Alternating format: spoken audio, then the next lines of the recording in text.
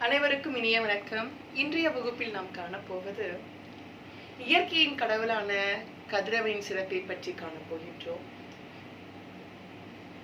கதிரவனுக்கு நன்றி சொல்லும் விதமாக தை மாதத்தில் கொண்டாடும் விழாவான பொங்கலின் சிறப்புகளை பற்றி இப்பொழுது காணப்போகின்றோம். உழவு பொங்கல் எவ்வாறு விவசாயி மக்களுக்கு ஒரு வரப்பிரசாதமாக அமைந்துள்ளது என்பதை பற்றி விளக்குவதாக இப்பாடப்பகுதி அமைகின்றது.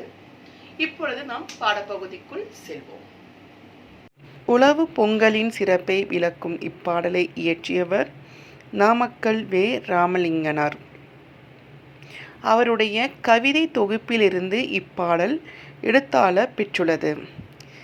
இந்திய விடுதலை குறித்தும் காந்தியடிகள் குறித்தும் பல பாடல்களை பாடியுள்ளார். காந்திய கவிஞர் என்று போற்றப்படுகிறார். இவருடைய கத்தியின்றி இரத்தமின்றி யுத்தமொன்று வருகுது என்னும் பாடல் வரி மிகவும் புகழ்பெற்றதாகும். தமிழன் என்றோர் இனமுண்டு என்றும் தமிழன் என்று சொல்லடா தலை நிமிர்ந்து நில்லடா என்றும் அவர் பாடிய பாடல் வரிகள் என்றும் நிலைத்திருப்பவை. இவர் தமிழகத்தின் முதல் அரசவை கவிஞராக இருந்துள்ளார். இத்தகைய சிறப்பு பெற்ற நாமக்கல் வே. ராமலிங்கனார் பாடிய உழவு பொங்கல் பாடலை பற்றி காண்போம். உழவு பொங்கல். பொங்குக பொங்கல் பொங்குகவே புதுவனம் நிறைந்தரம் தங்குகவே எங்கணும் யாவரும் இன்பமுற ஏர்தொழில் ஒன்றே தெம்பு தரும். பொங்குக பொங்கல் பொங்குகவே புதுவனம் நிறைந்தரம் தங்குகவே எங்கணும் யாவரும் இன்பமுற ஏர்தொழில் ஒன்றே தெம்பு தரும். உணவுப் பொருட்கள் இல்லாமல் உயிரோடிருப்பது செல்லாது. பணமும் அது தரும் நலனெல்லாம் பயிர்கள் விளைப்பதன் பலனேயாம். உணவுப் பொருட்கள் இல்லாமல் உயிரோடிருப்பது செல்லாது. பணமும் அது தரும் நலனெல்லாம் பயிர்கள் விளைப்பதன் பலனேயாம்.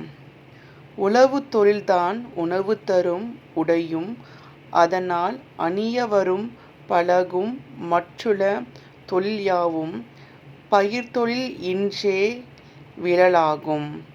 உழவு தொழில்தான் உணவு தரும் உடையும் அதனால் அணியவரும் பழகும் மற்றுள தொழில் யாவும் பயிர்த்தொழில் இன்றே விழலாகும்.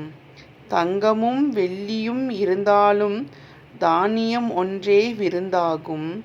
இங்கிதன் உண்மையே உணர்ந்திடுவோம் ஏர்தொழில் மிகுந்திட துணிந்திடுவோம். தங்கமும் வெள்ளியும் இருந்தாலும் தானியம் ஒன்றே விருந்தாகும். இங்கிதன் உண்மையே உணர்ந்திடுவோம் ஏர்தொழில் மிகுந்திட துணிந்திடுவோம். உழவே செல்வம் உண்டு பண்ணும் உழைப்பே இன்பம் கொண்டு வரும். உழவை தொழுதிட வருநாளே உற்ற இப்பொங்கல் திருநாளாம். உழவே செல்வம் உண்டு பண்ணும் உழைப்பே இன்பம் கொண்டு வரும். உழவை தொழுதிட வருநாளே உற்ற இப்பொங்கல் திருநாளாம். ஏழையும் செல்வரும் இங்கிதமாய் இசைந்துளம் களித்திடும் பொங்கலிது.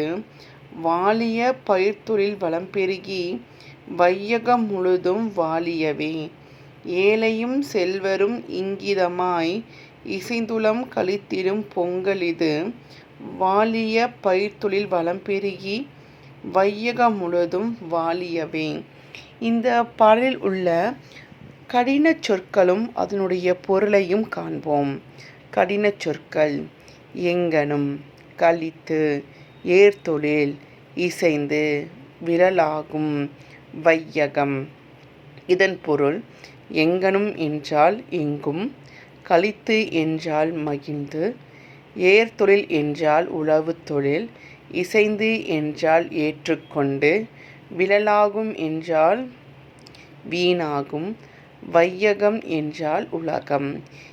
உழவு பொங்கல் என்ற பாடலின் பொருள் விளக்கத்தை காண்போம்.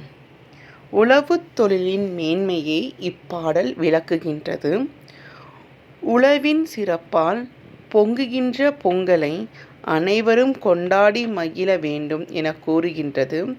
எங்கும் யாவரும் இன்பமாய் வாழ்வதற்கு ஏற்ற தொழில் ஏர்தொழிலே.